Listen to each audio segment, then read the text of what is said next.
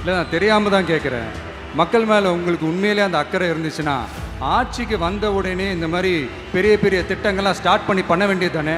அதனால் ஆட்சி முடியும் போது அடிக்கல் நாட்டுறது, அடுத்த ஜென்மம் மறுபிறவியை பற்றியெல்லாம் எனக்கு தெரியாது. அது உண்மை அப்படின்னா அடுத்த ஜென்மத்தில் நான் ஒரு விவசாயி குடும்பத்தில் பிறக்கணும்னு ஆசைப்படுறேன்.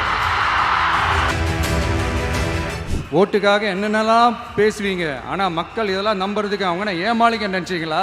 அரசியலுக்கு வந்துட்டா கலெக்ஷன் பார்க்கலாம் அப்படின்றதெல்லாம் அரசியல் கிடையாது. உண்மையிலே மக்களுக்கான அந்த உழைப்பு இருக்கணும். அதனால தான் நாம் அரசியலுக்கு வந்திருக்கிறோம். ஆனால் அந்த ரிலீஸ் பிரச்சனையில் நிறைய பேர் குரல் கொடுத்தாங்க. நம்மளுடைய முதல்வர் அவர்கள் கூட பூசி மொழிகி பட்டும் படாமல் குரல் கொடுத்தாங்க. But what ever it is, குரல் கொடுத்த அவங்களுக்கும் மற்றவங்க எல்லாருக்கும் இந்த நேரத்தில் என்னுடைய நன்றியை தெரிவிச்சுக்கிறேன்.